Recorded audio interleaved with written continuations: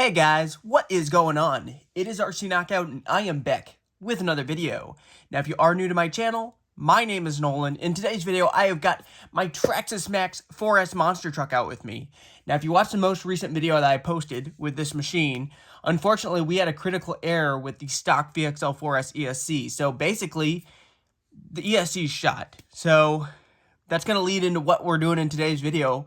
This is obviously an upgrade video, and I've finally gotten a hold of a new ESC. Now, I'm going to show you the ESC here in a second, but first off, I want to say it's not the ESC that I was planning on going with. I had a different ESC in mind, but I actually found this one on eBay for a relatively cheap price, and I've had good luck with it in a few of my other machines that I run the same ESC in, so that's why I decided to go with it. So here is the ESC. I actually got an ESC and a motor. Now the motor I don't know if I'm going to use because I might still, I guess I never looked what the wire size or what the bullet connector size is for the Traxxas Maxx motor. I might throw this motor in that came with, but here is the ESC I went with. It is this right here. It is a Spectra Firma 150 amp ESC. And if you guys have been watching a couple of my RCs, I run the same ESC in the 100 mile per hour Traxxas Slash project, which is running 6S. Had good luck with it. Haven't had any problems. Also, this is the one that I currently run in my Arma Kraton EXB. And I've had good luck with it in there as well. This is also, I think, the same motor, a very similar motor to the one I run in my EXB. So that's the reason why I decided to go with this. I found it for a pretty good price. I want to say like 160 bucks for both of these on eBay. It was brand new, taken out of a brand new machine. That's the reason why I went with it. Otherwise, I probably was going to pick something else. I really had my eye on a Max 8, a Hobbywing Max 8. But this just made the most sense. It already has a jumper because I'm going to have to run one battery. I want to probably run this thing on 6S. But the thing is, there's no way to fit a 6S pack in that battery tray. I need to look to see if there's some way to mount up a 6S pack into a Traxxas Maxx. I'm sure there is, I just haven't looked online yet. I'm not sure if this is going to be plug and play. These are probably 4mm bullet connectors. I don't know what the size of the bullet connectors on the Traxxas Maxx motor are. Ooh. Yeah, we might be switching the motors out too, guys, because look at that. These bullet connectors are way larger on this Traxxas Maxx motor. So these ones right here are only 4mm. Jeez, these are probably 6. These are probably 6 or 6.5. These are huge. Okay, well, that's going to narrow it down that we're probably going to be switching out the motor and the ESC. This motor's a little bit bigger than the one that's currently in there. I also bought a platform because this ESC, I'm not sure, it does have two tabs on the side where you can screw it into the chassis, but I don't know if it's going to screw into this particular chassis. So I bought this Extreme Racing carbon fiber ESC mount that's supposed to fit in the Traxxas Maxx. So we'll see if this actually works. Comes with a couple screws. So at the very least, I can use some adhesive and get this onto the mount. But that's what we're doing in today's video, guys. I'm going to go ahead and get the stock ESC out, the stock motor, and then we'll go to switching this in. This should have significantly more power than the current setup, especially if I run this on 6S. By the way, this is a 2050 kV motor. It's a 1/8 size setup right here, guys. 1/8, even 1/7, because I forgot I have another car with this ESC in it. My Arma Infraction V2 also runs either this ESC or a very similar Spectrum Firma 150 amp ESC. So I have this ESC in 3 other vehicles, and I've never had it fail. I've had good luck with it. It has hit some type of limp mode on the Infraction, but that's when I'm trying to hoon it around, and I'm still running the high-speed gearing. So I attribute it to that. ESC doesn't like that, but as long as I keep this thing geared pretty mildly, we shouldn't have any issues with this ESC. So let me know in the comments down below, what do you think of my choice?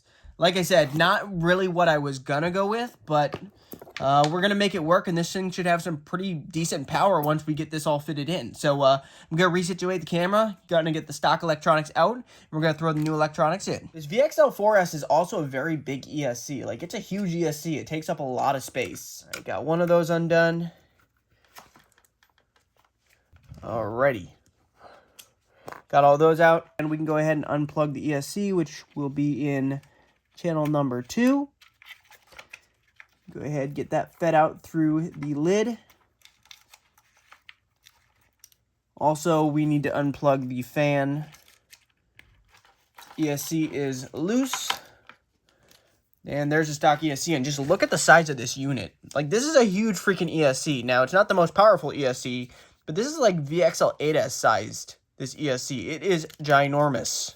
It takes up so much space in this machine. Comparing it to what's going in, this is 150 amp going in. Just look at how much smaller of an ESC that we're putting in.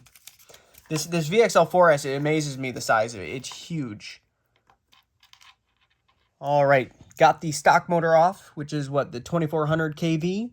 I'm pretty sure that this motor, this is not going to fit. No. The fan is going to be a no-go. And as you can see, this is quite a bit larger diameter than the motor that we're taking out. Now let's see if this motor will actually mount up on this mount. I'm hopeful. Oh yeah, we should be able to make this work. I'll probably mess with that a bit off camera. I'll just do this. I'm not really doing a step-by-step. I'm just doing a little bit of a work off camera, a little bit work on camera, show you guys the progress. But let me get a bit more done off camera. I'll be right back with you guys. I've got the motor mounted up. The good thing is there's 4 screws holding the motor on. Now this piece right here is not going to work anymore because this only works around the stock can motor. Same thing's true for the heatsink and the fan. That's not going to work. So now we can go ahead and get everything put back together.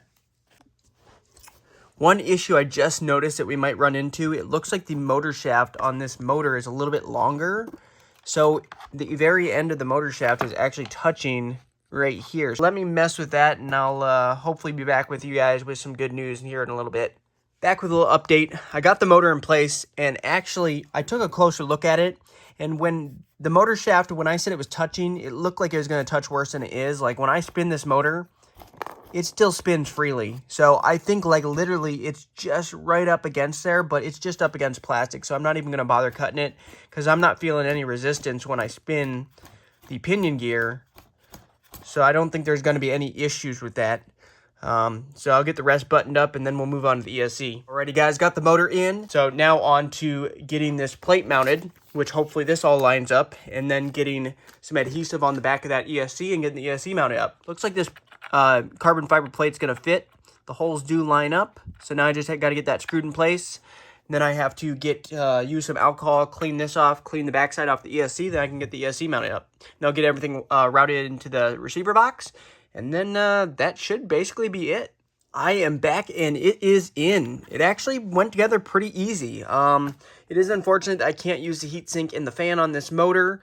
But that carbon fiber ESC mount worked well. Got some adhesive tape on the back of ESC, got the ESC in. I even was able to mount up the on-off switch right here because there's a hole right here. I don't know what these are for. I'm assuming for some type of accessory. But I was able to screw it into one of these holes right here, so that's actually on there pretty solid. Now, the wires are going to be flopping around a little bit. I'd like to figure out something to do with this, but I don't know. But anyway, next video, you're going to see me testing this. I don't know if I'm going to have a 6S pack yet, or a 6S pack fitted in yet. But we'll definitely be able to at least run it on 3S, and I'll probably have to get a hold of a 4S pack that has this IC5 or probably more likely the EC5 connectors, because that's what I tend to use. But if you did enjoy this video and this upgrade, make sure to hit that like button, subscribe, and hit that bell if you haven't already, so you'll be notified when I do come out with the next video, which will be the running video testing out this new system. But thanks for watching. Until next time, see you later.